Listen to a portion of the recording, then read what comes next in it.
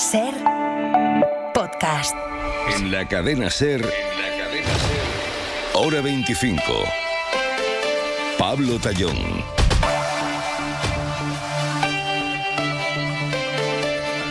Cuando a alguien le dicen aquello de mira, es que no es lo que parece, por lo menos hay dos reacciones posibles. Una es enfadarse muchísimo, largarse, no querer hablar con esa persona. Otra es esperar, confiar en que exista algún motivo razonable que dé sentido a esa situación aparentemente imperdonable. Claro, con el caso Zapatero está pasando mayoritariamente lo segundo. Hay un grueso de votante, no solo socialista, sino progresista, que lleva tiempo esperando una explicación lógica para todo lo que estamos conociendo. Pero es verdad que para alguna de las cuestiones, por ejemplo la de las joyas, el expresidente se ha limitado a decir aquello de no te preocupes, te lo puedo explicar, no te preocupes, te lo puedo explicar. Pero es que esa explicación no acaba de llegar. Y aquí en ese sentimiento del votante progresista se mezclan muchas cuestiones, pero principalmente tres. Primero que es verdad que no hay ninguna sentencia todavía. Segundo, la desconfianza que la justicia española se ha ganado a pulso en los últimos años. Y la tercera, que es la propia figura de Zapatero. Porque claro, ¿cómo va a ser corrupto el presidente de la retirada de las tropas de Irak, el del fin de ETA, el del primer gobierno paritario, el de la ley de igualdad, el del matrimonio para todos, el de la ley antitabaco, el que puso en marcha la dependencia? Un argumento que hemos escuchado al gobierno y al PSOE, que es legítimo, pero que evoca aquel eterno debate de si se puede separar la obra del artista. De hecho, al principio les he dicho que ante la frase de no es lo que parece, hay dos reacciones posibles, pero existe una tercera, que es la que también han adoptado tanto en Moncloa como en Ferraz, y es la de responder: pues si no es lo que parece, no hay más preguntas, pongo la mano en el fuego por Zapatero. Y es legítimo, insistimos, existe la presunción de inocencia, pero el problema es que esa misma reacción también la tuvieron inicialmente con el caso Cerdán. Y esta vez, y esto lo sabe toda la izquierda, lo que está en juego, lo que puede terminar abrasado, es mucho más que una mano. Hoy vamos a comentar las novedades sobre el caso Zapatero, también otras cuestiones, con Jesús Maraña. Buenas noches. Hola, buenas noches. Analista y también pitoniso. ¿Acertaste la porra? La única vez en mi vida, no puedo presumir. No, hombre, presume. Tienes el título vigente, eres el vigente campeón de Hora 25. Carla Turró, buenas noches. ¿Qué tal, buenas noches? ¿Tú también lo viste en tus sueños? Mira, yo ya no hago porras porque no hago más que equivocarme. Así que me espero a ver lo que pasa, ya está. Pero siempre cambia eso. Pues mucho mejor cambia el análisis. Y Mariano Alonso, buenas noches. ¿Qué tal? Buenas noches. Tú esperabas Yo soy de los de Carla, que nunca hago porque siempre me equivoco y además digo cosas muy abultadas y muy exageradas. 3-4, 4-3, 5-4, este tipo de cosas. Acertaste en la semifinal, más o menos. Sí, eso sí. Con la futurología no, con el análisis político sí. Lo comprobamos ahora mismo. Pero antes hay que hablar de los incendios, porque el de la Mierla en Guadalajara ha arrasado ya casi 32.000 hectáreas y mantiene a 34 municipios desalojados, aunque acaba de entrar, esto es lo positivo, en fase de estabilización. Ahora el que preocupa es el de Selas, en la misma provincia, que ha obligado a evacuar otro municipio esta misma noche y que mantiene a 7 pueblos evacuados. Vamos a buscar la última hora. Elena Tunidor. Situación de máxima alerta en la provincia al cierre de este martes. En la Mierla el fuego ya ha calcinado entre 30.000 y 32.000 hectáreas. Hoy no se ha ordenado ninguna evacuación ni se ha permitido el regreso de ningún vecino, centrándose la vigilancia de forma especial en Pradena de Atienza con el resto de núcleos asegurados. Por su parte, el incendio de Selas roza ya las 1.700 hectáreas en nivel 2 y suma un séptimo municipio evacuado a última hora, Anchuela del Campo, junto a las 6 localidades ya desalojadas. La N211 sigue cortada y la UME mantiene su despliegue nocturno. Pues esta es la última hora, vamos a seguir pendientes. Antes de ir con Zapatero, Carla, déjame, porque acabamos de conocer ahora mismo, Puigdemont ha denunciado a España ante la Comisión Europea por incumplimiento de la sentencia, entiende él, del Tribunal de Justicia de la Unión Europea. Tanto él como los consellers Comín, Ponsatí, piden a la Comisión Europea que inicie un procedimiento de infracción por una supuesta desobediencia del Tribunal de Cuentas, entienden ellos. ¿Esto tiene recorrido, Carla? Bueno, es la pregunta. Lo que sí que tiene sin duda es que les sirve a ellos para mostrar de alguna manera que España, que los tribunales españoles no están cumpliendo, ¿no?, con la ley, no están cumpliendo en definitiva con lo que dicta tampoco los tribunales europeos, ¿no? Pero en cualquier caso, y pase lo que pase con esto, en lo sustancial creo las cosas no cambian. Ellos son conscientes que todo está en manos del Supremo, que el Supremo no va a decidir o no va a actuar hasta que no tenga la decisión del Constitucional, y esto no va a llegar hasta otoño, ¿no? En cualquier caso, Bueno, veremos el recorrido que tiene. No me deja de parecer significativo el silencio de Puigdemont en los últimos días, ¿no? Vimos a Oriol Junqueras salir y hablar rapidísimamente después de la decisión precisamente del Tribunal de Justicia de la Unión, y Puigdemont ha hablado por redes. Y su situación es importantísima, lo sabéis, para el futuro de un partido que afronta pues la amenaza de una formación como es Alianza. Veremos qué es lo que pasa con eso, pero yo creo que en lo importante nada cambia, porque todo continúa en manos del Supremo. Pues más allá de esta última hora, más allá de los incendios que hemos comentado ahora, hoy la actualidad, lo decíamos al principio, tiene un nombre y es el de José Luis Rodríguez Zapatero.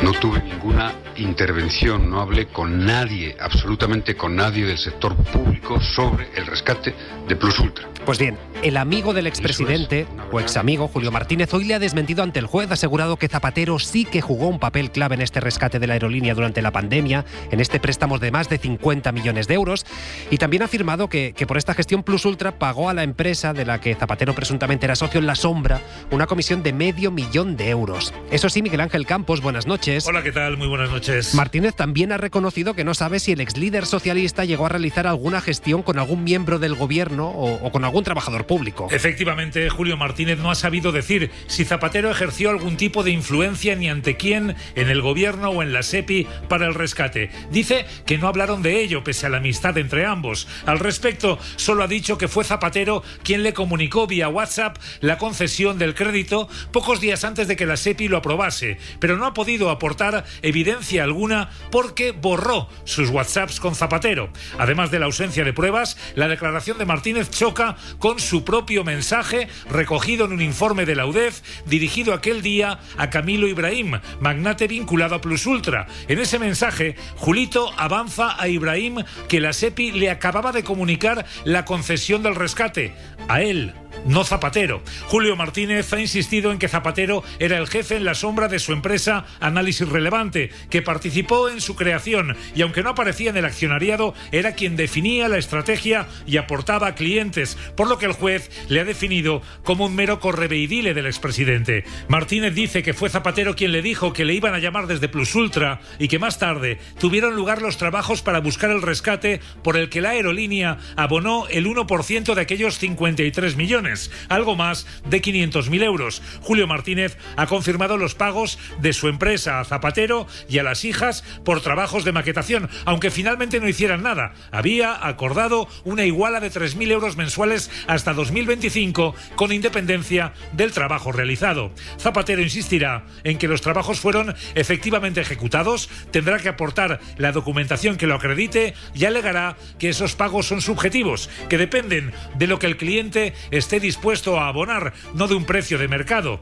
Julio Martínez también ha afirmado que Zapatero le presentó a Delcy Rodríguez y que Martínez hizo negocios gracias a ella en Venezuela al margen de Zapatero. Pues a pesar de que 3 de los presuntamente implicados en la trama Plus Ultra están señalando a Zapatero, a pesar de que el expresidente sigue sin dar las explicaciones que prometió sobre las joyas que encontraron en su despacho, a pesar de eso el gobierno, o por lo menos la parte socialista, mantiene su confianza en él. Y no solo eso, María Ibáñez, buenas noches. ¿Qué tal? Buenas noches. No solo eso, sino que el Ejecutivo reitera que el rescate de Plus Ultra fue impecable y que respondió a criterios puramente técnicos. Sí, es algo que ha querido dejar claro la ministra portavoz, Elma Saiz. No hay ninguna duda de que la actuación del Gobierno de España en el expediente del préstamo a Plus Ultra fue correcta. Este expediente fue tramitado y avalado por los servicios técnicos de la SEPI, fue revisado por el Juzgado de Instrucción número 15 de Madrid, fue analizado por la Comisión Europea. Y también ha aclarado con firmeza que la postura de Moncloa no cambia, se mantiene tal y como la fijó Pedro Sánchez cuando se conoció la imputación de Zapatero el 19 de mayo. Confianza plena en el expresidente. Preguntada hasta en 5 ocasiones, la ministra portavoz no ha entrado a valorar la declaración ante el juez del dueño de Análisis Relevante, Julio Martínez, ni los escritos de los altos directivos de Plus Ultra en los que atribuyen a Zapatero gestiones para conseguir el rescate a la aerolínea. Seguimos defendiendo la presunción de inocencia del presidente Zapatero. No voy a valorar las distintas versiones, las distintas declaraciones que ya se están sucediendo y que se van a suceder. A estas versiones se ha referido María Jesús Montero, la dirigente socialista andaluza y ex vicepresidenta del Gobierno. Considera que el amigo de Zapatero y los directivos de la aerolínea que apuntan contra él persiguen el efecto Aldama, conseguir beneficios penitenciarios en caso de condena. Han cambiado su versión respecto a la cuestión inicial, siguiendo la estela que ha marcado la sentencia de Ábalos en relación con el trato punitivo del señor Aldama. Versiones que ponen en serios apuros la línea de defensa de Zapatero, al que los socialistas apoyan sin fisuras. Pero lo cierto es que estas explicaciones no convencen ni a los socios más cercanos, tampoco a Sumar, que exige explicaciones claras a Zapatero, tampoco a Compromís, que cree que también Pedro Sánchez tiene algo que decir al respecto.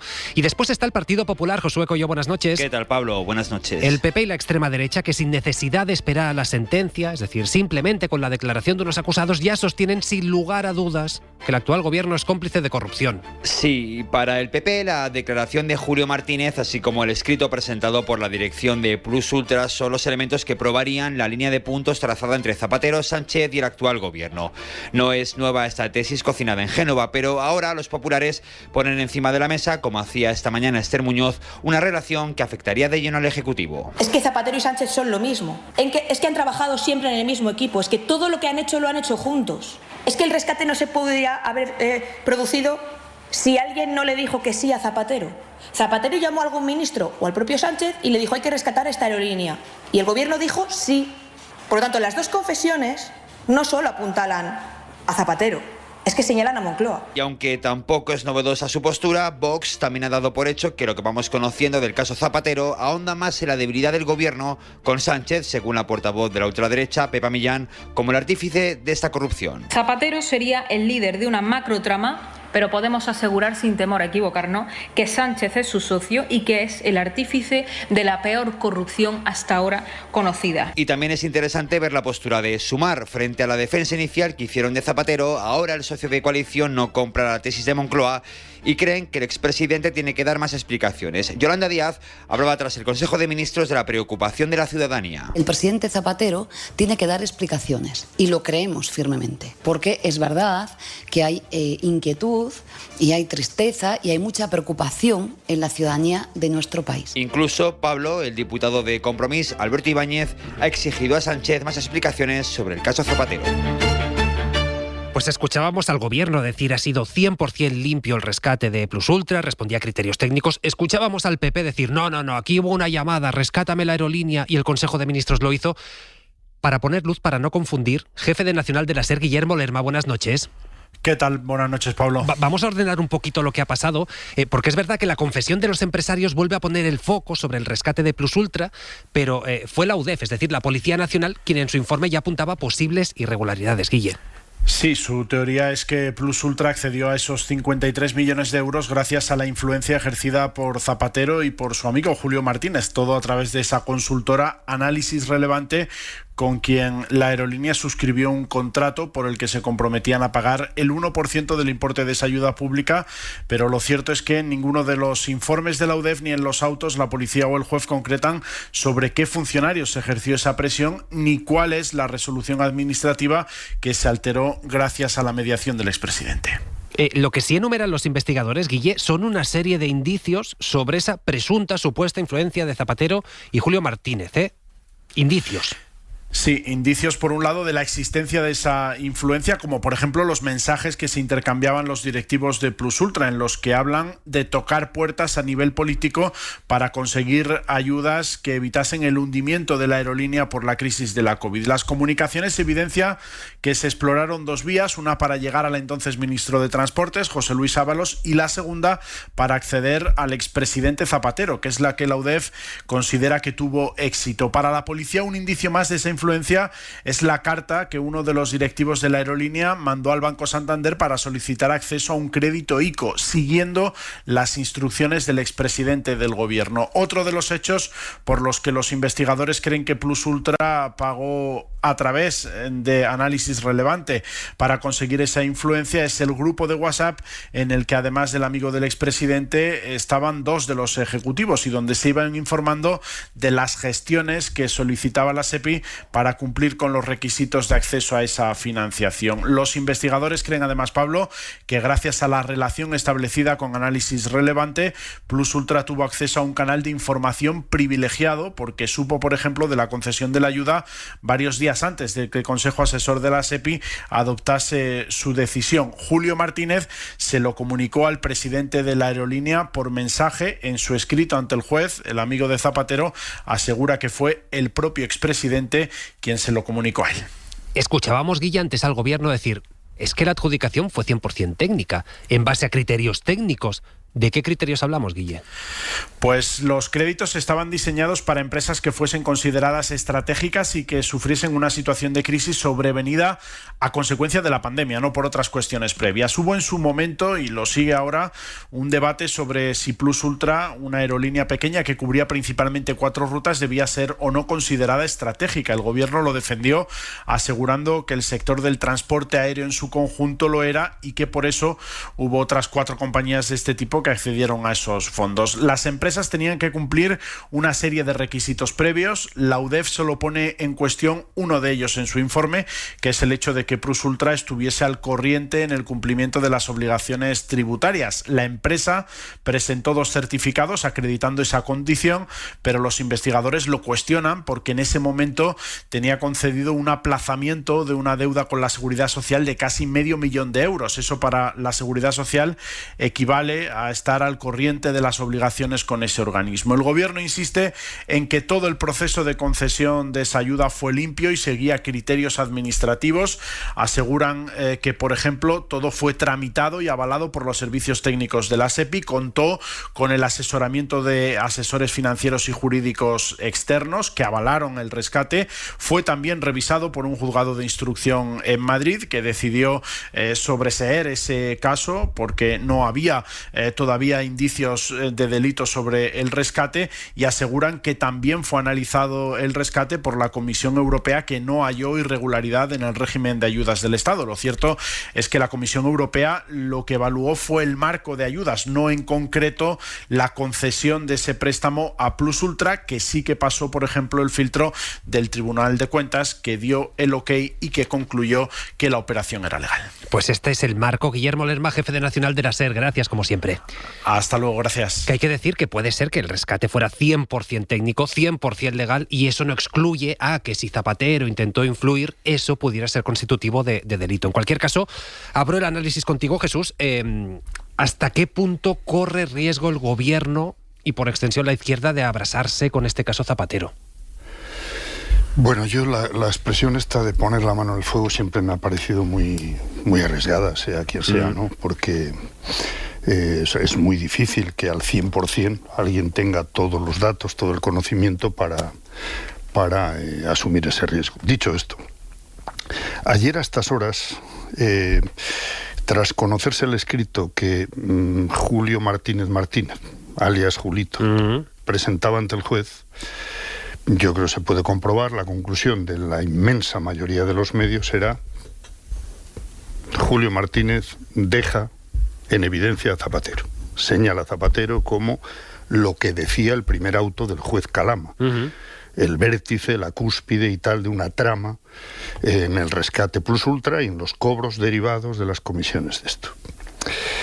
La declaración que ha hecho hoy ante el juez, hasta donde llegamos, hasta donde sabemos, no responde a eso, que se concluyó ayer. Julio Martínez ha mantenido que era Zapatero quien llevaba, digamos, las gestiones sobre el rescate Plus Ultra, pero no ha dado un solo dato. No ha identificado una sola gestión de Zapatero, ni con quién lo hizo. De hecho, ha dicho que no sabe si las hizo. Claro. Eso por un lado. El tema Plus Ultra, que es fundamental. Si volvemos al auto principal de este caso, que es el primer auto del juez Calama, donde está la acusación fundamental contra Zapatero.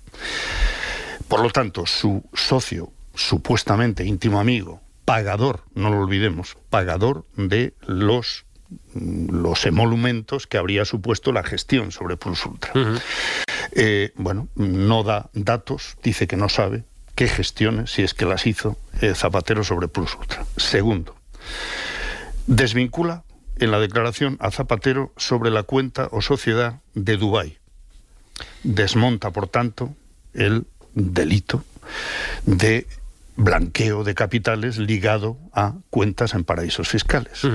No aporta ningún dato y dice, bueno, hablaron él y Tomás, el otro participante en el asunto, el otro socio de este asunto, pero en ningún caso estaba Zapatero por medio y no se llegó a ejecutar el asunto de la sociedad en Dubái. Tercero, los datos que ha dado sobre los pagos, o dicho de otra manera, los ingresos que recibió Zapatero, nos pueden parecer bien o mal, pero son los que ya desveló el propio Zapatero en la comisión del Senado. Los mismos, de análisis relevante de la sociedad que cobraba y de la empresa de las hijas. Insisto, hay cosas que son discutibles y podemos debatir si Zapatero hizo bien, hizo mal, en todo eso.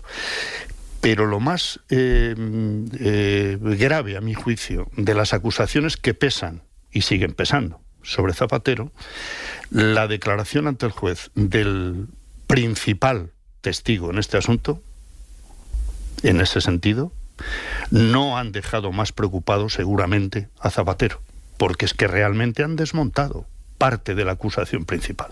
Y por eso, hasta donde nos llega, y esto es información en Infolibre, ha habido momentos en ese interrogatorio en los que el juez e incluso la fiscal han expresado bastante enfado con el imputado, con Julio Martínez, porque no esperaban que saliera de este interrogatorio sin aportar más datos de lo que ha aportado.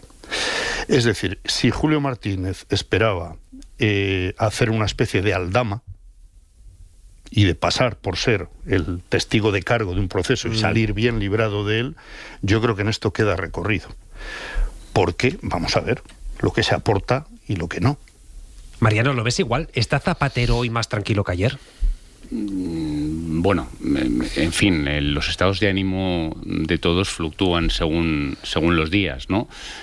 Pero yo no creo que el presidente Zapatero, si tiene una mínima conciencia de la realidad, y creo que la tiene, pueda estar, desde luego, tranquilo desde que saltó su imputación en mayo hasta ahora.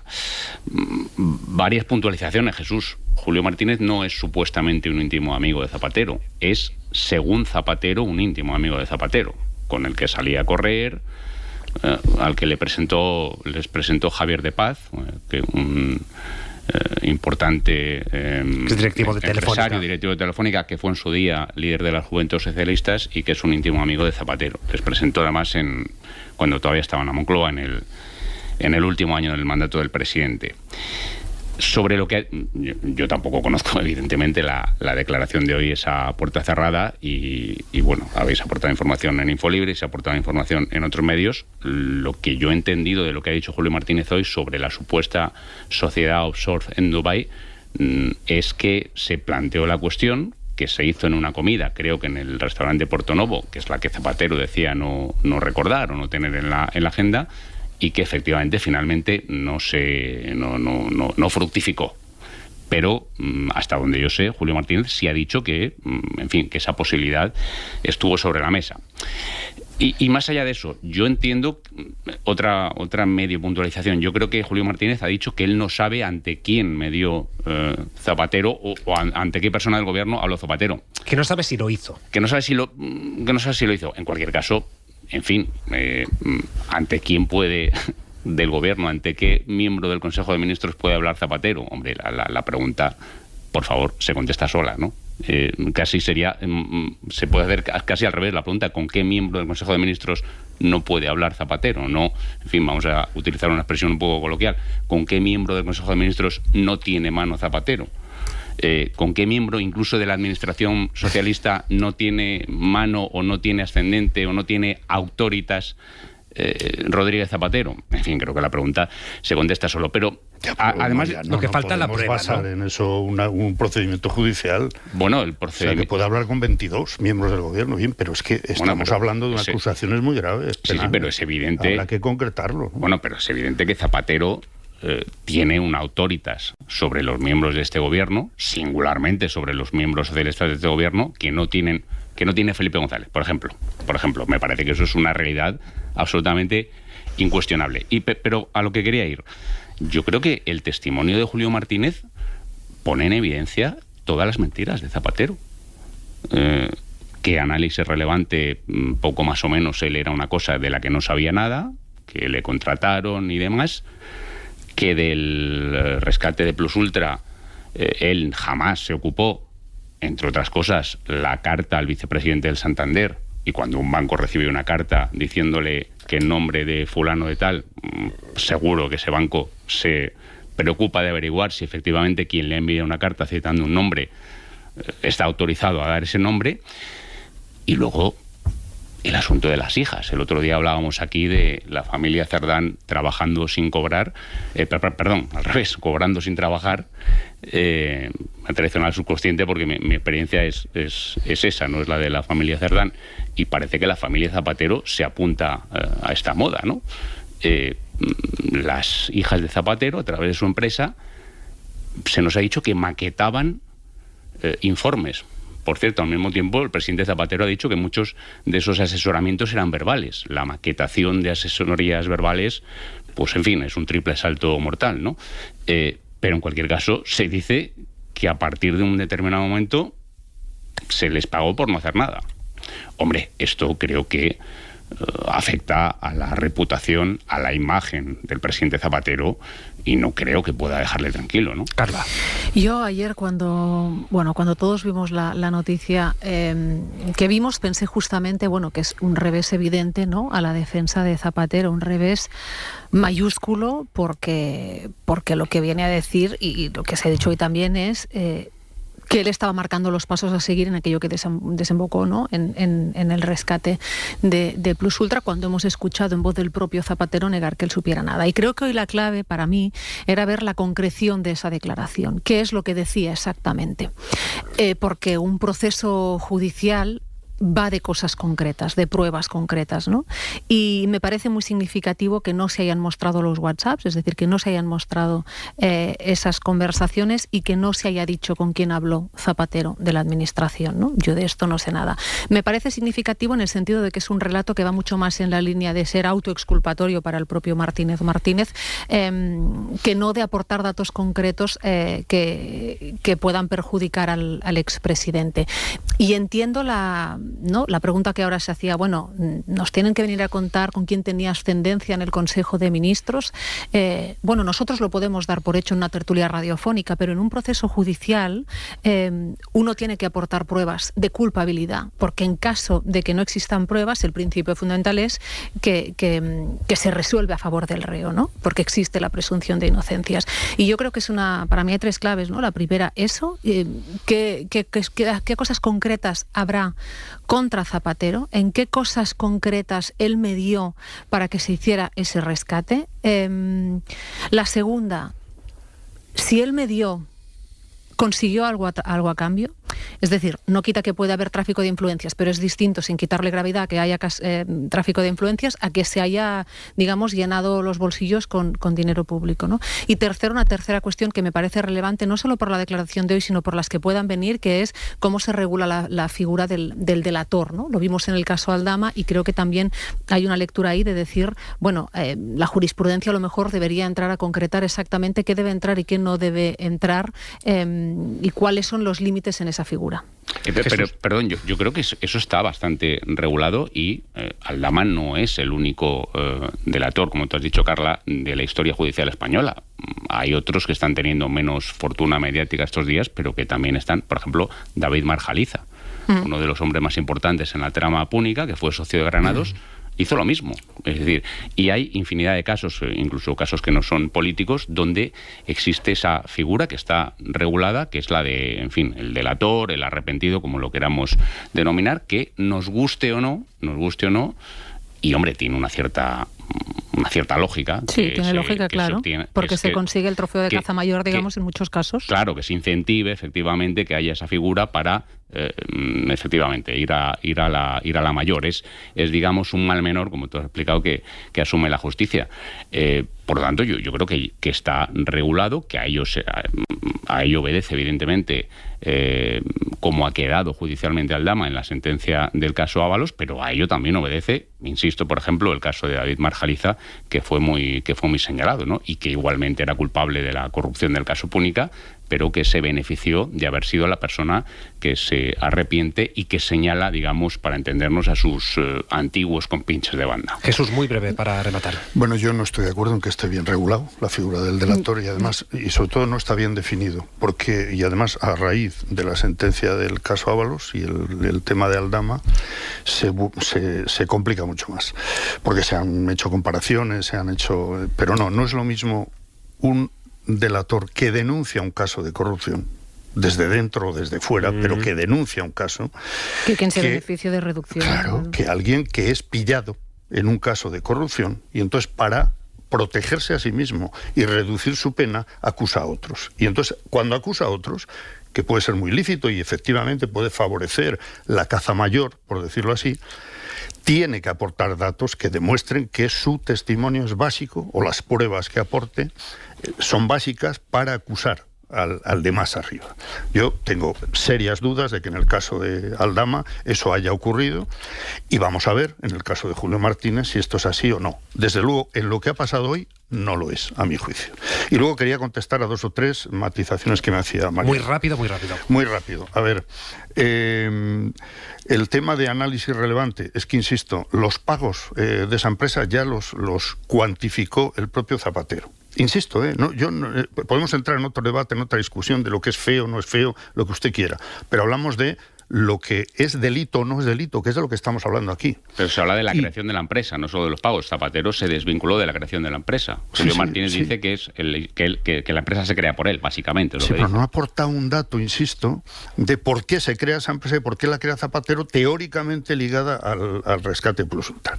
Insisto, no ha aportado ningún dato, ninguna prueba el señor Julio Martínez sobre la vinculación o sobre la práctica que hizo Zapatero para conseguir el rescate de Air Europa. Ni identificó a ningún presunto prevaricador, que es lo que tiene que haber para que haya tráfico de influencias, que facilitara las gestiones de Zapatero o aceptara esas gestiones, respondiera a ellas. Y segundo, en lo de Dubái, insisto, lo que a nosotros nos llega es que se ha desvinculado a Zapatero de esa sociedad que finalmente dice Julio Martínez que no se creó. Yo creo que se creó y lo que no se hizo fue utilizarla, pero la sociedad se creó. Lo que ha hecho es desvincular a Zapatero de la titularidad de esa empresa. Es que no es lo mismo, insisto, es que estamos hablando de delitos muy graves.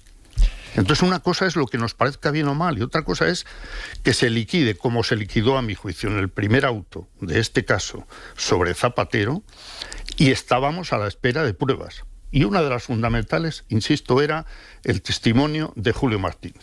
Y lo que hay es lo que sabemos hasta ahora mismo. Pues seguiremos hablando seguro del caso Zapatero, del caso Plus Ultra, pero es que antes de ir a publicidad queríamos recordar que hoy el Poder Judicial tenía que tomar una decisión sobre el juez Peinado y ¿qué ha hecho? Pues chutar la pelota hacia adelante. Resulta que la comisión permanente no se ha puesto de acuerdo sobre qué hacer con las 5 quejas que tenía sobre la mesa y va a volver a reunirse la semana que viene para intentar entonces sí tomar una decisión. Pedro Jiménez, buenas noches. Buenas noches. Tú ya has adelantado, Pedro, que la propuesta inicial del ponente del Consejo encargado de esto era archivar las 5 quejas, entre ellas la última, en la que sugería que los escoltas de Begoña Gómez podían ayudarla a escapar. Pero, Pedro, ha habido miembros que no han visto claro estos archivos. Esta mañana ha terminado sin acuerdo la reunión de la comisión permanente del Poder Judicial que ha estudiado las 5 propuestas de archivo por las quejas presentadas contra el juez Peinado. Seguirán discutiendo la semana que viene. La SER ha adelantado este martes que el promotor de la acción disciplinaria también quiere dar carpetazo a la última queja. Juan Carlos Peinado dijo que los agentes que escoltan a Begoña Gómez pueden por sí solos o por órdenes de sus superiores ayudarla a fugarse y que por eso la tenía que retirar el pasaporte. La presidenta del Poder Judicial, Isabel Perelló, y el ministro Marlaska apuntaban a una falta grave de desconsideración a la policía, pero el promotor entiende que para sancionar expresiones extravagantes o manifiestamente ofensivas tiene que pedirlo la sala que conozca del recurso, y en este caso la Audiencia de Madrid no lo ha hecho. Gracias, Pedro. 10:35, 9:35 en Canarias. A la vuelta, la ministra de Sanidad, Mónica García, en directo en Hora 25. Hora 25. Pablo Tallón. Venga, vamos ya con una de esas políticas que se notan en el día a día, de esas que cambian el paisaje o que por lo menos lo intentan. Estamos hablando de la ley antitabaco porque el gobierno ha aprobado prohibir fumar en terrazas, en marquesinas de autobús, también en las playas. Y no solo eso, sino que pretende multar a los menores que vapeen o que consuman tabaco y que estas sanciones, pues hombre, como pasa con tantas otras, las tengan que pagar las familias. Ahora la clave, Javier Ruiz Martínez, buenas noches. Hola, ¿qué tal? Buenas noches. La clave es si toda esa normativa se va a poder aprobar definitivamente en el Congreso, si tendrá los apoyos necesarios. De momento, como es tradición, porque ha pasado siempre, varias patronales ya están poniendo el grito en el cielo. El proyecto de ley del tabaco inicia ahora una incierta tramitación parlamentaria, pero el Gobierno pide apoyo para conseguir, lo ha dicho la ministra Mónica García, la primera generación sin tabaco de la historia. El texto amplía los espacios libres de humo y, como novedad, prohibirá fumar en playas. También estaban ya en la lista las terrazas de bares y restaurantes que se mantienen, las universidades y otros espacios públicos al aire libre, como por ejemplo los conciertos. Cuando le han preguntado a la portavoz del PP, Esther Muñoz, qué votarán ellos cuando llegue el momento... Permítame que espere a conocer el texto antes de hacer una valoración completa del mismo. Lo que sí puedo adelantar es que se hizo sin consenso y sin haber establecido consensos con las comunidades autónomas, como es habitual, por cierto, en ese ministerio. Ha dicho esto y todavía nos queda por ver qué harán los socios a la derecha del PSOE en el Congreso, porque las patronales de hostelería... Esta medida no va a proporcionar un descenso del consumo. No lo ven muy claro. Sino lo que va a hacer es desplazar a los fumadores de los espacios que en estos momentos se permiten fumar a otros espacios que no sabemos dónde serán, pero que nos imaginamos. Lo ha dicho José Luis Álvarez, presidente de la Hostelería de España. Cerca de los portales que tengamos alrededor de los negocios de hostelería, pues en esquinas, donde no está preparado para poder fumar, donde las colillas pues quedarán donde quedarán. El Gobierno defiende la reforma porque, dice, iguala el consumo de tabaco con el de los vapeadores y el tabaco calentado. Los prohíbe totalmente, por tanto, a menores de edad. Además, endurece las sanciones con multas desde 200 euros para los padres cuando los infractores a los que pillen fumando sean menores. Mónica García, ministra de Sanidad, ¿qué tal? Buenas noches. Muy buenas noches, ¿cómo estáis? Negaba con la cabeza cuando escuchaba a Esther Muñoz, al Partido Popular, decir, es una ley sin consenso y sin el aval de las comunidades autónomas. Claro, negaba con la cabeza porque igual la señora Esther Muñoz y el Partido Popular lo que no saben es que hay un consenso social, que las leyes se hacen en función de las necesidades de la ciudadanía y hay un consenso muy ampliado, no solamente de los no fumadores, sino también de los fumadores que nos han pedido también que haya espacios libres de humo, ¿no? Y que también se les pueda restringir los lugares donde se pueda fumar, porque eso también ayuda a los que quieren dejar de fumar a dejar de fumar. Y básicamente se trata de algo muy fácil, ¿no? Que escuchaba al hostelero también hablar de otro nuevo apocalipsis hostelero que va a ocurrir, como no ocurrió en el año 2010, es básicamente fuma donde no molestes. No es en portales ni en sitios donde no puedas tirar la colilla, es fuma donde no molestes a los de al lado, porque es que lo que estamos preservando es el derecho de los ciudadanos a poder estar en una terraza, a poder estar en una playa, a poder estar en una piscina, en una instalación deportiva, sin tener que respirar el humo de segunda mano que viene de otra persona. Ese es el derecho al que nos estamos acogiendo, ¿no? Y vuelvo a insistir, yo creo que es algo que no solamente nos lo demandan los no fumadores, nos lo demandan muchísimos exfumadores, también nos lo demandan los fumadores que actualmente creen que, bueno, pues que restringir sirvió en el año 2010 y va a volver a servir para que, bueno, pues que tengamos una sociedad, una generación libre de humo y tengamos una sociedad que pueda respirar aire limpio. Lo que pasa que para eso hacen falta apoyos. No sé si ha podido ya tantear a los grupos parlamentarios, es decir, ¿cómo de probable es que la ley se apruebe en el Congreso de los Diputados? Bueno, nosotros hemos hecho, como es una ley que ha sido muy larga, la tramitación ha sido muy larga porque ha tenido que ir a Europa, volver, bueno, fue una de las primeras que presentamos nada más llegar al Gobierno y la estamos presentando ahora.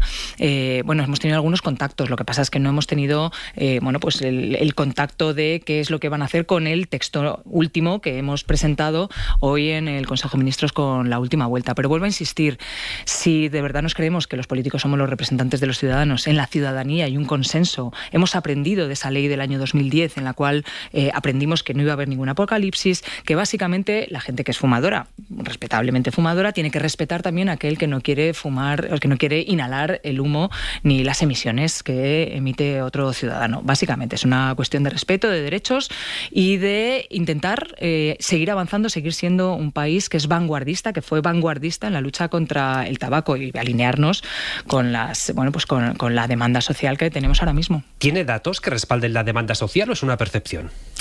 No, hay encuestas en las que ese consenso social existe y vuelvo a insistir, ahora mismo, pensando en la ley del año 2010, ahora mismo a nadie se le ocurre pensar que en el año 2010 hubo también una gran contestación por parte de algunos empresarios, por parte de la derecha, en contra de una ley que a día de hoy la damos por lógica y de sentido común, ¿no? A nadie se le ocurre hoy que tenga que entrar en un bar, en un restaurante, en una universidad, en un hospital, en un estudio como este, en el que la gente estaba fumando. Es que a nadie se le ocurre, ¿no?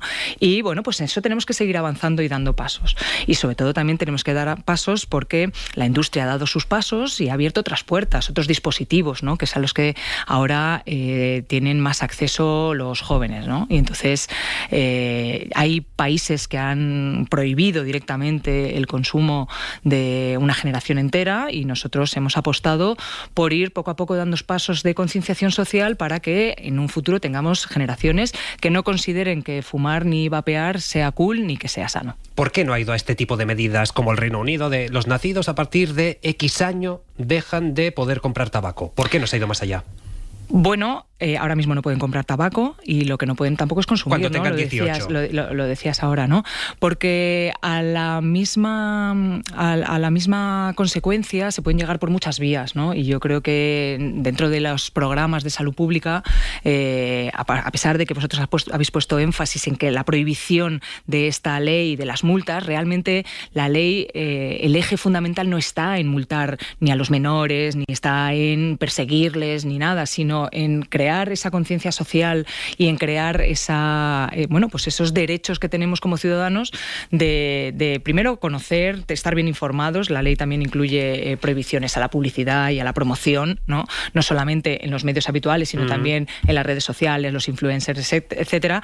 Y la ley tiene como su norma común es poder tener una generación libre de humo que elija libremente no fumar, no vapear, no dañarse la salud y no dañar la salud de los conciudadanos. Lo que pasa es que, claro, aquí se puede seguir haciendo pues las cajetillas con la marca de Marlboro, con la marca de Camel, con sus marcas.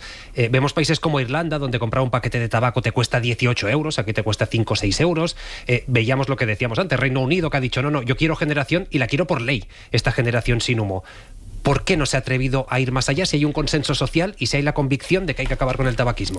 Bueno, yo creo que hay muchas de las medidas en la ley que no solamente las avala la evidencia científica, sino que son pasos importantes para nuestro país. ¿Quedan más pasos? Sí, claro que quedan más pasos. Queda el empaquetado genérico que decías, que también tiene evidencia científica, y queda también el aumento de los impuestos. Todas esas medidas las iremos poniendo encima de la mesa. Es queda más, poca legislatura, ministra. Bueno, pero quedan muchas enmiendas a la ley, ¿vale? Es decir, ahora, ¿todo eso va a entrar vía enmiendas? Bueno, puede entrar vía enmiendas.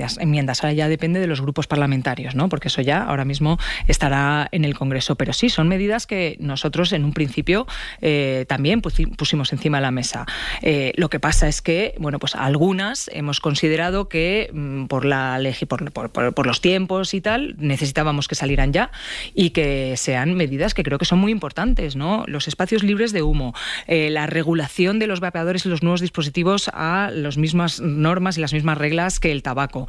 Y pues todo lo que tiene que ver con la publicidad y con la promoción del tabaco son medidas que van a tener un impacto muy importante. Es más, la sola mención de que íbamos a sacar la ley ya tiene un efecto que hemos visto dentro de los organismos de salud pública, ya tiene un efecto positivo sobre la concienciación de la ciudadanía a la hora de fumadores que han querido dejar de fumar, ¿no? Nos hemos encontrado con un descenso de la gente que está fumando, y sí que es verdad que lo que sí que tenemos es un aumento de los jóvenes en el uso de dispositivos análogos al tabaco, que son los que regulamos en esta ley. ¿Se han puesto objetivos numéricos y medibles? Es decir, ¿a cuánto tiene que bajar la tasa de tabaquismo en España? Pues no nos los hemos puesto, pero esperamos que sigan bajando, ¿no? Esperamos que, además, cuando hablábamos antes del consenso social, lo que sí que hay es un consenso científico de todas las sociedades científicas, de la Asociación Española contra el Cáncer, que es el principal factor de riesgo evitable. Tú le preguntas a cualquier cardiólogo, sea de donde sea del país que sea, cuál es el factor de riesgo que eliminarías para eliminar las enfermedades cardiovasculares, y es que sin pensárselo te dice el tabaco. Lo primero, el tabaco. Es el creador del 30% de los tumores y hay 50.000 personas al año que mueren por culpa del tabaco. Entonces, toda esta visibilidad, todo este conocimiento, toda esta información también forma parte de, bueno, pues de esa conciencia social que empuja a que sigamos empujando desde el gobierno todas esas medidas. Y vuelvo a insistir, ¿quedan otras? Por supuesto que quedan otras. El impuesto también al tabaco, que se ha subido, pero hay otros países donde se ha subido más, es una de las medidas también más eficientes. Seguiremos empujando para que se sigan tomando medidas. Vía enmiendas, entiendo que Sumar tiene mano, usted tiene mano en el grupo parlamentario. ¿La de Reino Unido está del todo descartada? Es decir, prohibir a los chavales que ahora tienen 14, cuando lleguen a los 18 puedan comprar cajetillas, vapeadores. Nosotros hemos elegido las otras diferentes vías para llegar a la misma situación, y es que tengamos una nueva generación que esté libre de tabaco. Vuelvo a insistir, las nuevas generaciones, los más jóvenes, consumen menos tabaco convencional, y lo que sí que han empezado es a vapear y al uso de los nuevos dispositivos, ¿no? Lo que más nos preocupa es la introducción por parte de estos dispositivos en la adicción, ¿no? Porque no deja de ser la adicción. Cuando la misma industria te dice que no, que es para control de daños, ¿no? Que se está utilizando, los vapeadores los pueden utilizar los fumadores para dejar de fumar. No, vale, esto es mentira, ¿no? Porque si no sería una prescripción médica, si no lo haríamos como los parches o como el resto de medicaciones, y no es así. Lo que está sirviendo es de puerta de entrada. Entonces, es verdad que los chavales están entrando a través de estos nuevos dispositivos. Por eso nosotros creemos que es fundamental también regular estos nuevos dispositivos. Déjeme que le pregunte por otro caso de actualidad, el caso Zapatero. Escuchábamos a Yolanda Díaz, a la vicepresidenta, que decía: pedimos más explicaciones al expresidente. ¿Por qué cree que no las ha dado? Bueno, porque no las ha dado. El expresidente Zapatero no ha dado explicaciones, ¿no? Las tendrá que dar. Las habrá dado en un juzgado, pero no ha dado explicaciones. Además, aquí yo creo que hay una parte hay una vinculación de la ciudadanía progresista, que tiene una vinculación emocional, una vinculación política con el que fue el presidente en su momento, que también llevó normas. La norma del 2010 fue la primera ley antitabaco, que fue una ley muy valiente, por cierto. Otras normas de un gran calado social. Entonces hay una vinculación política muy importante con el expresidente, que nada tiene que ver con las actividades privadas que como expresidente, que seguramente generaron unas expectativas de que el señor Zapatero iba a ser diferente que el resto de los expresidentes, ¿no? Dicho esto, tiene que dar todas las explicaciones. Ahora bien, es verdad, y lo decía esta mañana también Yolanda, que necesitamos tener las pruebas. Necesitamos saber realmente qué es lo que ha pasado. Y ella decía que nosotros no valoramos los sumarios, ¿no? Valoramos las pruebas, valoramos los hechos, ¿no? Y creo que es algo que de alguna manera estamos empezando a perder en este país, ¿no? Estamos valorando las declaraciones, estamos valorando los informes, pero necesitamos pruebas. Y una vez que tengamos todas las pruebas, podremos hacer no un juicio paralelo social, ¿no? Sino podemos reclamar más o menos explicaciones. Hasta ahora el señor Zapatero no ha dado ninguna explicación y nosotros, bueno, pues de alguna manera se las exigimos. ¿Confía en él con lo que conocemos a esta hora? Es que yo no tengo que confiar en él. O sea, quiero decir, yo ni confío ni dejo de confiar. Hay una serie de hechos que, vuelvo a insistir, creo que son hechos que son no solamente feos, sino que complicados de explicar. Los tiene que explicar y yo ni confío ni dejo de confiar hasta que no tenga las pruebas que confirmen lo que ahora mismo es un argumento, ¿no? O una elucubración, pues no tengo ni por qué confiar ni por qué no confiar. Yo entiendo que haya gente que esa vinculación emocional al que fue presidente de este país y que hizo normas progresistas importantes, pues ahora esté decepcionada y quiera encontrar que tiene una explicación lógica, ¿no?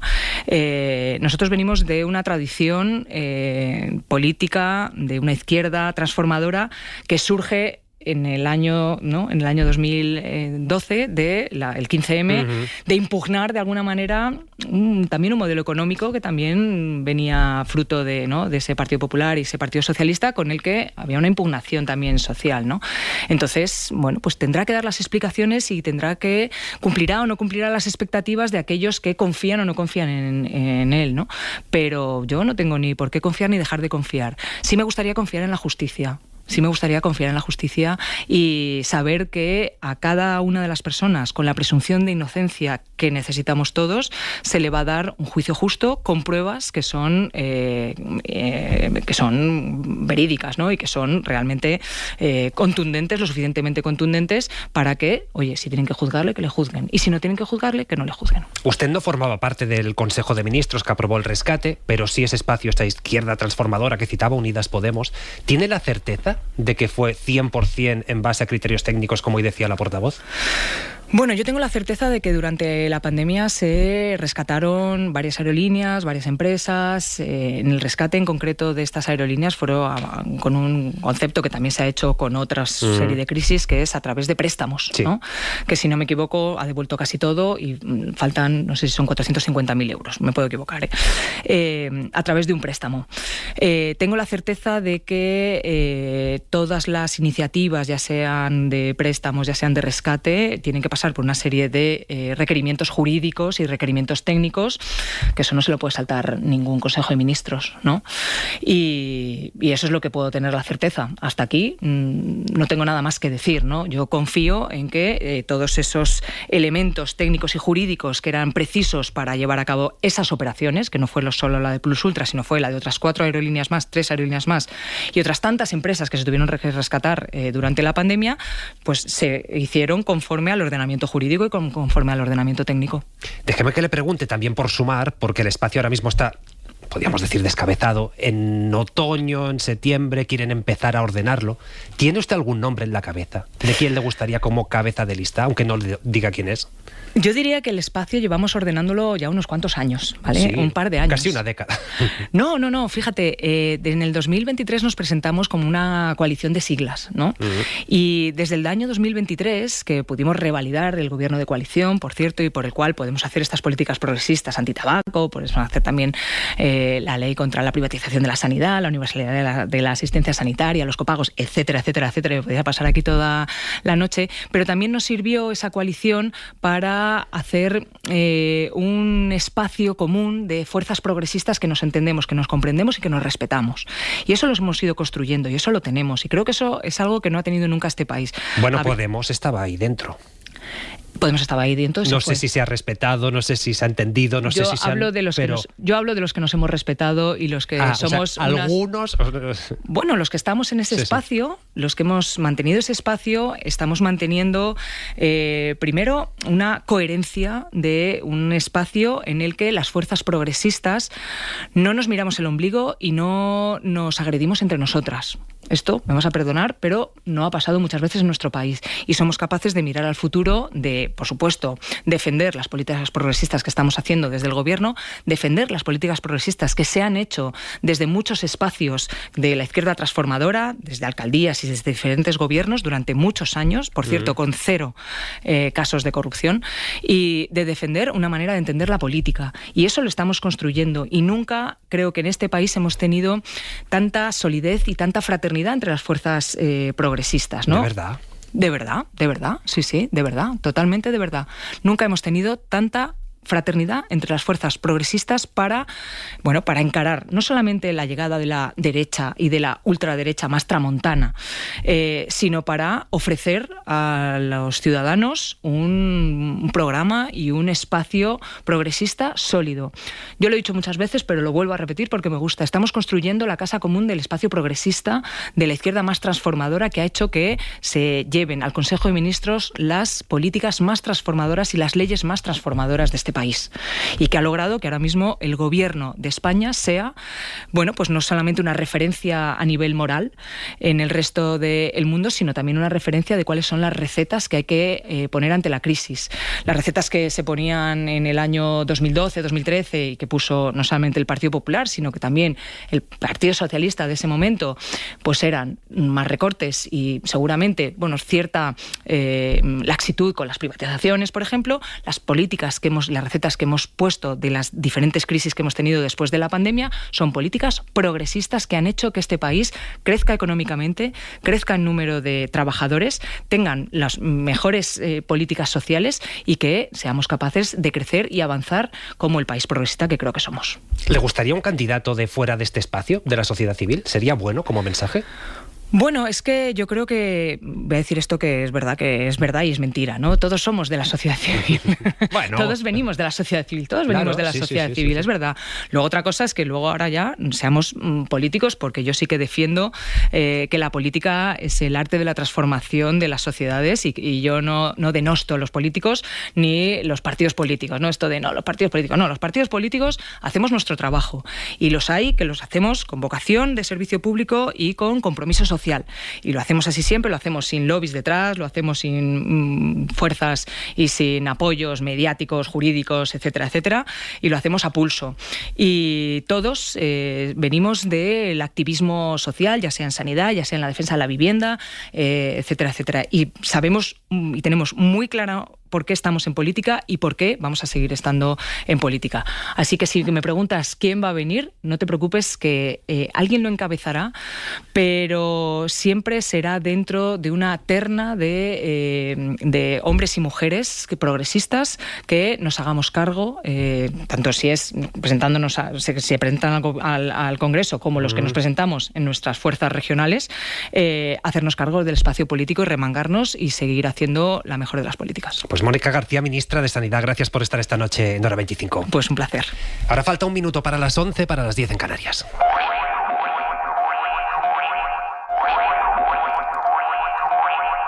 Once y 4, 10 y 4 en Canarias. En la cadena SER, Hora 25.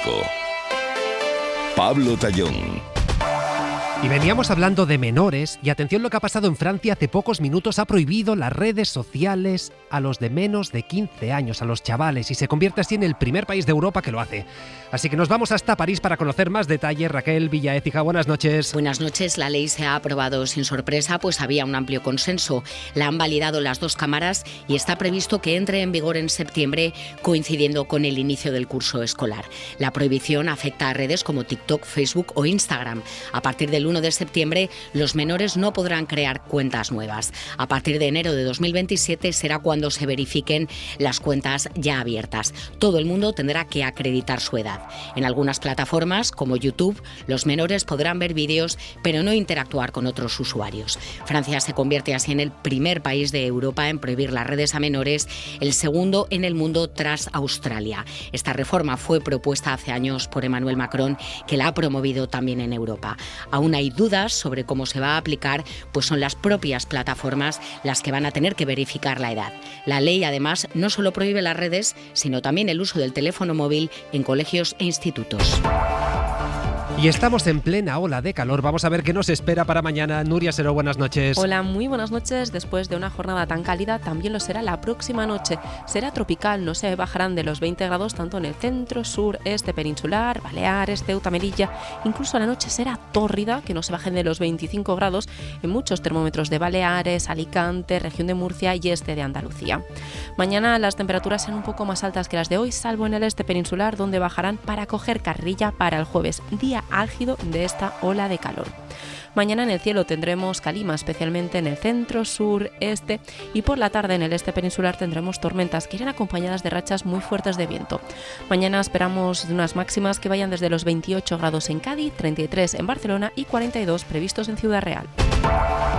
Y también al rojo vivo el mundo del deporte después de este segundo Mundial de la Roja. Héctor González, ¿qué tal? Buenas noches. ¿Qué tal? Muy buenas, Pablo. Hoy en el larguero, que a partir de y media. Pues sigue coleando el triunfo de la selección, como no podía ser de otra manera, después de la celebración anoche en Madrid. Hoy Han llegado los reconocimientos en las ciudades y pueblos de los campeones. Vamos a estar en Pamplona, en los Palacios, en Sevilla, en los homenajes a Merino, Fabiano, Gavi. También vamos a dar detalles sobre el futuro de Ferran Torres o Rodri, de los que no está muy claro dónde van a jugar en la próxima temporada. Y también vamos a charlar con personas que entrenaron de niños a Rodri, Lamine o Cubarsí. Para llegar a ser campeones tuvieron que pasar por canteras de nuestro fútbol y ellos conocen el secreto de por qué llegaron a lo más alto. ¿Cómo era esa materia prima? Pues ya lo ven, que es que no se apaga el interés informativo, queda de todo. Gracias, Héctor. Hasta ahora. Te escuchamos ahora. Son las 11:07, 17 en Canarias. Y la lacra de la violencia machista nos sigue dejando un conteo insoportable de mujeres asesinadas a manos de sus parejas o exparejas. 3 de ellas, 3 solo en las últimas 24 horas. Estamos hablando de 3 nuevos crímenes machistas en Antequera, en Toledo, en Benavís. Mariola Lourido, buenas noches. Buenas noches, Pablo. No sé qué sabemos de estas 3 mujeres y cuántas de ellas estaban en el sistema de vigilancia. Las 2 víctimas mortales de Málaga estaban registradas en el sistema Biogen, pero el caso de Benavís ya no estaba activo. La mujer de 45 años fue hallada en su casa acuchillada en el cuello. La Guardia Civil ha desplegado un dispositivo para detener al autor. Se sabe que después de la agresión un hombre salió corriendo en un coche. Este caso está todavía en investigación. Igualdad sí ha confirmado oficialmente el otro crimen de Málaga, el de Antequera. La joven de 29 años había denunciado en 2023 a su pareja y ayer la mató. La mató después de que la semana pasada ambos renunciaran a las medidas de protección y el juzgado lo permitió. También está confirmado el asesinato machista de la mujer de 45 años en Alameda de la Sagra, en Toledo. En este caso, no había denuncias ni rastro en el Biogen. Mariola, la semana que viene Igualdad ha convocado un nuevo comité de crisis. No es la primera vez que se hace. Claro, la pregunta aquí es, ¿qué está fallando? Es decir, ¿qué medidas habría que poner en marcha? Pues falla la protección de las víctimas. Las 2 de Málaga dieron el paso de denunciar y no sirvió. En la cadena SER hemos analizado hoy con expertos las causas de la espiral de esta semana. El forense Miguel Lorente cree que ha aparecido un nuevo factor de riesgo, el Mundial de Fútbol. En relación con el alcohol, la celebración, la identificación con la masculinidad hegemónica que se produce en las celebraciones, todos esos factores hacen que aumente el maltrato un 26% cuando hay una victoria del equipo del agresor y un 38% cuando se ha producido una derrota. Por la ventana ha pasado la psicóloga Sonia Bácaro para pedir tolerancia cero ante el más mínimo indicio. Que cuando uno escuche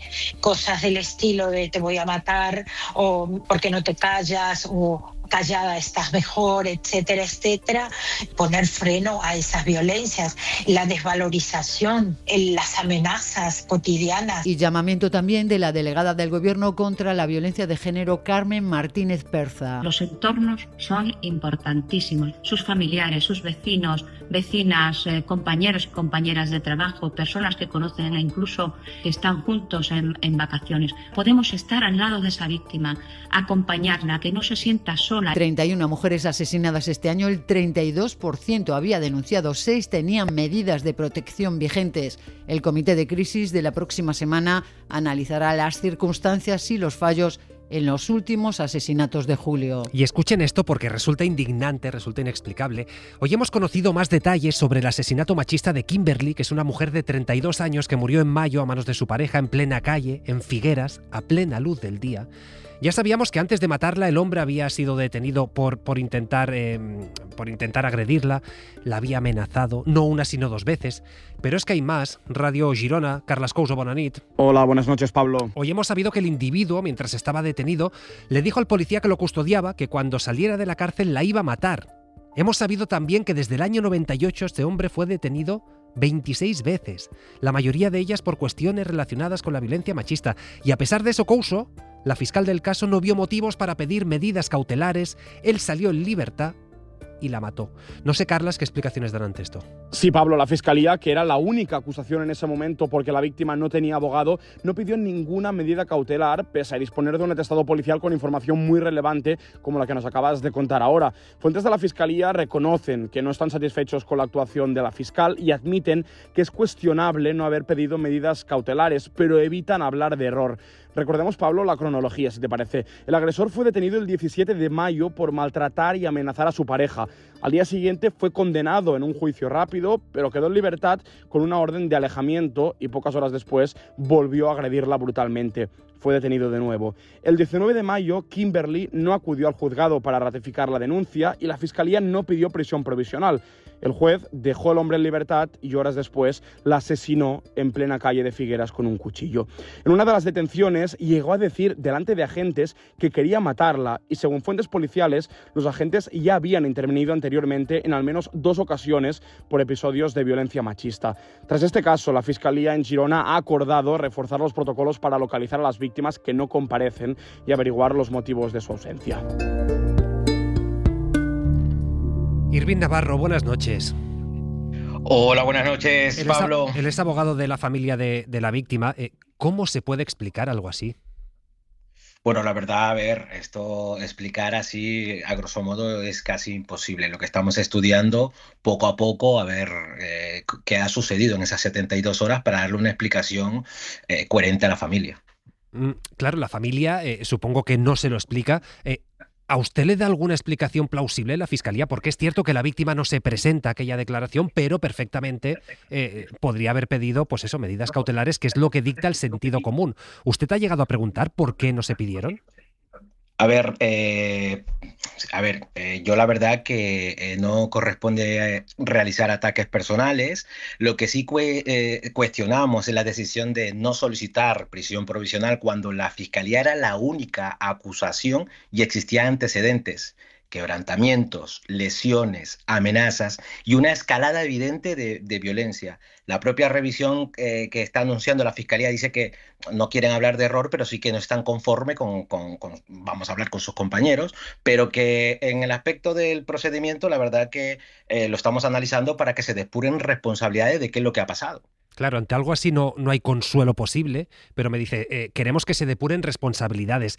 Entiendo que se plantea a la familia tomar acciones legales.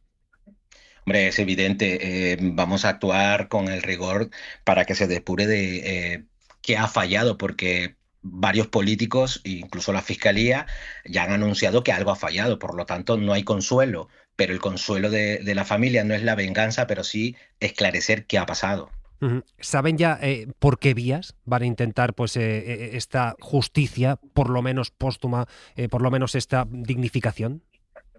Bueno, pues no te puedo adelantar por un tema deontológico y por un tema de protección de datos y por un tema de estrategia jurídica, pero vamos a adelantarte que vamos a actuar con rigor y donde sea necesario, tanto por la vía administrativa, judicial o la que sea oportuna, que jurídicamente cabe en derecho.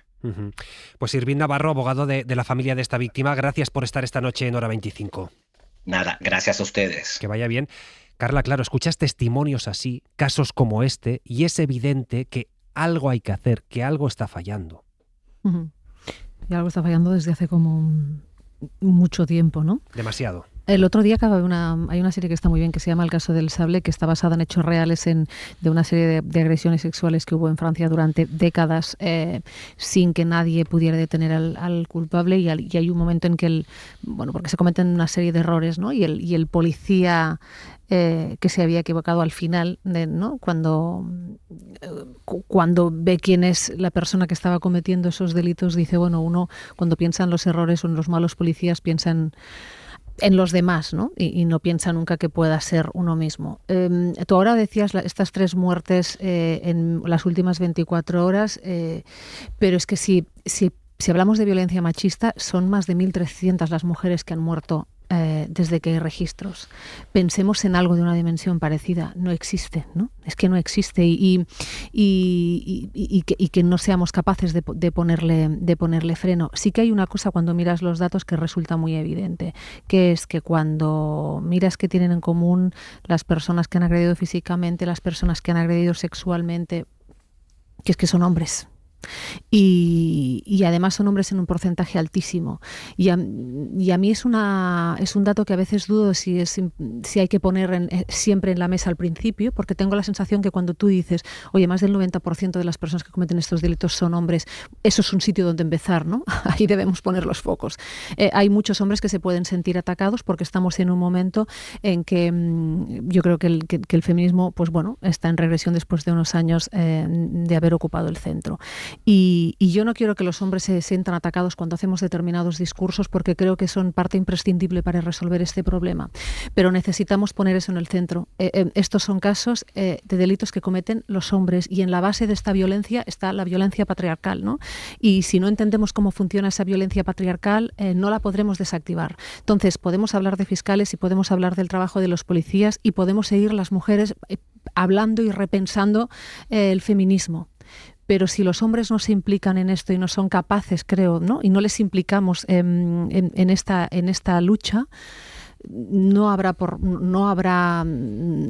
futuro posible. Y los datos nos indican que estamos en el mal camino, porque los jóvenes que se identifican con el feminismo están en mínimos históricos según los últimos datos. Es que es cierto, Mariano, que todos conocemos pues algún chaval joven que puede ser vecino, que puede ser sobrino, que puede ser hijo incluso, que lo que te dice es: no, es que ahora el hombre está desprotegido. Ahora una mujer que dice me ha pegado, me ha agredido sexualmente, va a la cárcel de manera directa. Y esto va calando poquito a poco. Bueno, yo creo que hay que trabajar en la doble vía, en la vía, digamos, pedagógica profunda, más de largo aliento, si queréis, como decía Carla, pero claro, yendo más a lo concreto, a lo que nos estremece en estas horas, lo que habéis comentado antes. Creo que eran 26 detenciones la persona... Sí, desde el año 98. El asesino. Sí. 26 detenciones es casi una detención por año de este individuo, de este sujeto, de este asesino, ¿no? Que con esos antecedentes, con esos datos, en fin, con ese historial... Verbalizando, la voy a matar en cuanto salga. Y encima, exacto, y encima con esa... en fin, con ese colofón tan terrible de hacer esa amenaza, con imagino que con una sensación de impunidad total, porque ¿quién dice delante de una autoridad, como delante de un policía, que va a cometer un delito? Y un delito, claro, de los más graves que se pueden cometer. Bueno, que con eso las autoridades no hayan tomado, yo no sé si la prisión preventiva, pero incluso una medida cautelar de menor grado, es que es algo que realmente, pues a lo mejor la Fiscalía lo explica con datos muy jurídicos, pero creo que los ciudadanos es que no lo podemos entender. Es que es difícil de explicar, Jesús.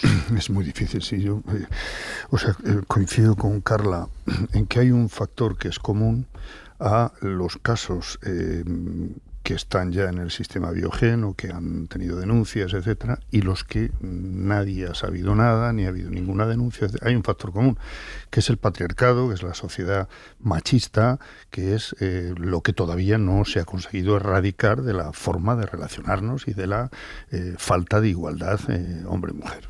Esto es evidente, y además los datos son abrumadores y no deberíamos ceder un milímetro al negacionismo ni a los inventos en ese asunto, ¿no? Por eso, en ese sentido, en ese carril, por decirlo así, pues hace falta volcarnos en la educación desde el minuto uno, ¿no? A mí me da igual que se llame educación para la ciudadanía, que para la democracia, que para la igualdad, pero es muy importante que no puede ser que estemos viviendo ese rebrote en generaciones muy jóvenes de esa actuación absolutamente machista. Pero es que hay quien niega, Jesús, que exista la violencia machista. Hay quien niega que en las clases, en las aulas, haya que decirle a los chavales, esto está mal. Claro. Entonces, ¿qué hacemos ante eso? Y a mí me gustaría empezar a conocer datos, desconozco ella, yo creo que a estudios ya hay algunos, lo que pasa es que a veces nos cuesta ponerlo sobre la mesa y decir, oiga, es que está pasando esto, que es la influencia que empiezan a tener los discursos políticos negacionistas sobre la violencia machista en este punto, y sobre todo en las nuevas generaciones, en los porcentajes de chavales fundamentalmente, varones, que están en la creencia de que el feminismo es el machismo a la inversa. Totalmente. Es así. Ni machista ni feminista. No lo estás entendiendo. Entonces, eso que mi preocupación es que probablemente cuando ocurre eso hay que empezar también por los padres. Es decir, No se queda eso en ese eslabón, ¿no? Está todo ese carril. Y luego está los detalles concretos de algunos de los casos que hemos conocido hoy, que es cierto, es decir, ese factor que hemos citado está en todos. Pero el hecho de que ya haya denuncias, de que haya reiteración en las denuncias, de que haya no sospecha, sino proclamación de la amenaza, etcétera, y no haya medidas más estrictas de prevención y de protección, esto tenemos que hacérnoslo mirar y que haya responsabilidades si en algún momento no se cumplen los protocolos que están establecidos. Yo creo que es importante el tema de las responsabilidades, que se cuente exactamente qué es lo que pasó. 2, cuando se tira de genéricos como vamos a reforzar los protocolos, bueno, que nos cuenten exactamente qué significa eso de reforzar protocolos, porque digamos, es una frase administrativa, pero hay que bajarlo a la realidad. Y cuando pensamos en lo que falló, porque es verdad que no sabemos lo que falló y alguien debería contarlo, pero lo que es evidente es que alguien no tomó en serio lo que decía esta persona cuando dijo la voy a matar, ¿no? Y yo, llevándolo a un extremo, pensaba que a lo mejor en otros aspectos ocurre lo mismo. Es decir, cuando nos escuchamos las historias de hombres que han matado a sus mujeres, uno puede decir, bueno, pues un loco, ¿no? Fíjate qué loco que estaba que hizo esto. Y no quiero entrar en conjeturas de este caso, que no sabemos exactamente qué pensó la persona que tomó esa decisión, pero que sí que pudo pensar, bueno, esto está fatal. O sea, que la imagen está de el loco que dice esto, ¿no? O el loco que ha hecho esto, yo creo que nos exime de hacernos preguntas que son más incómodas, ¿no? Que es que los hombres que agreden, porque asesinar está en la cúspide de la pirámide, ¿no? Pero en esta violencia patriarcal hay muchas cosas: despreciar a las mujeres, no tomar en serio su palabra, agrederlas verbalmente, agrederlas físicamente o agrederlas sexualmente en última instancia. Y yo creo que en ese no tomar en serio, ¿no? Hay esta cosa que de fondo me parece importante, que es, bueno, el agresor es un extraño. No, el agresor, el hombre agresor es, pues, nuestros hermanos, nuestros amigos, son hombres a los que queremos y que están entre nosotros, ¿no? Y yo creo que esa es una reflexión que es necesario aplicárnosla para entre todos también poder identificar las cosas, las que son graves como un asesinato o las que están en la parte baja de la pirámide, ¿no? Como puede ser el desprecio, porque si no atacamos unas, tampoco acabaremos de atacar nunca las otras. Pues habrá obviamente que seguir encima de todo esto, habrá que estar pendientes de la reunión convocada para la semana que viene, pero es que ya ha habido muchas previas y al final acabamos volviendo a reabrir estos debates.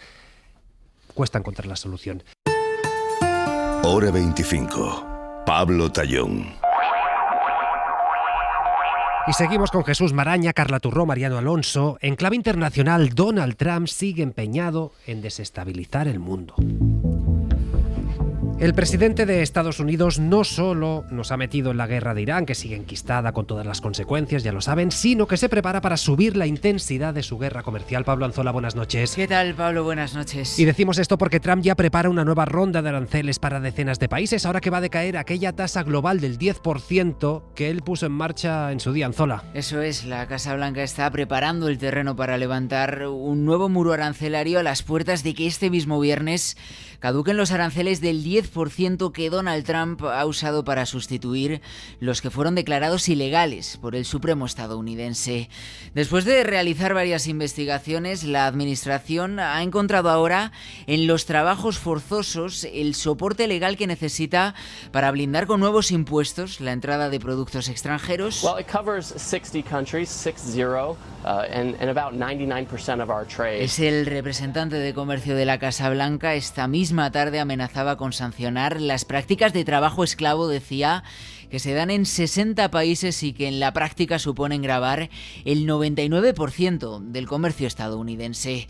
Estas declaraciones han llegado solo unas horas después de que Donald Trump haya anunciado un arancel del 50% a una amplia gama de productos canadienses que van desde el vino hasta el automóvil y que supondría un duro golpe para el que es su tercer socio comercial. Además, el movimiento llega en un momento delicado, por cierto, porque es justo ahora cuando Estados Unidos está negociando con Canadá, pero también con México, la renovación del tratado comercial entre los tres países americanos.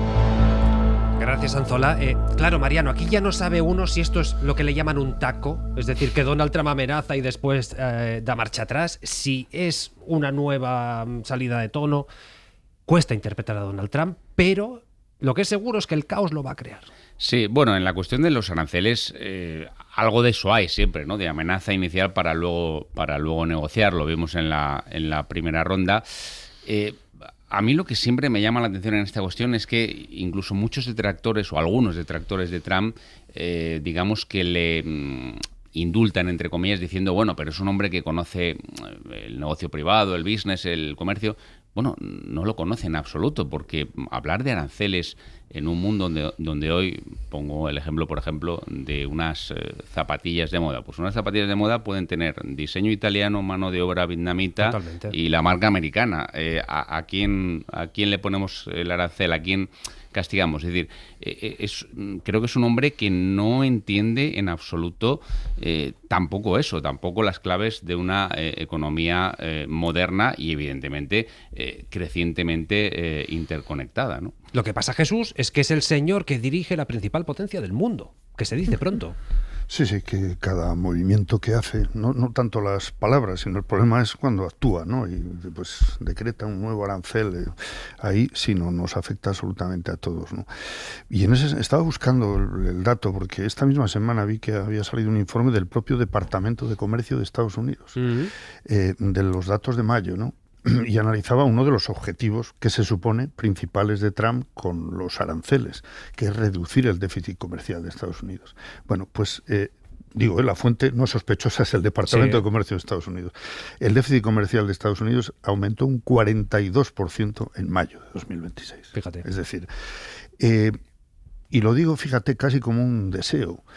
Ojalá empiece a notarse en Estados Unidos el error, además de todos los demás componentes, digamos, morales, de atropello de los derechos internacionales, de los tratados de comercio, etcétera. Ojalá empiece a notarse en la economía estadounidense el fracaso, el error y el disparate de las políticas comerciales de Trump.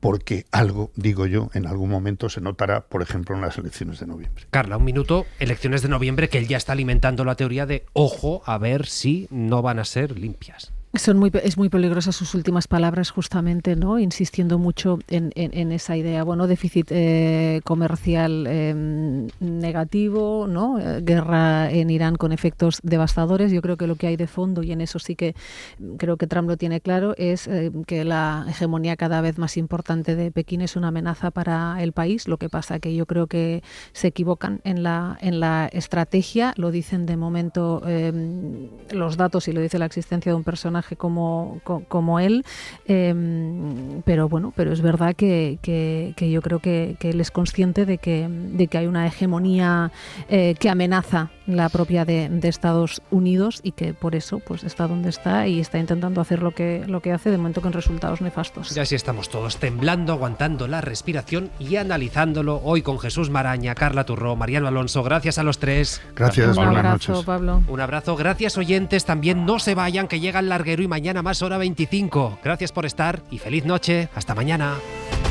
Para no perderte ningún episodio, síguenos en la aplicación o la web de la SER, Podium Podcast o tu plataforma de audio favorita.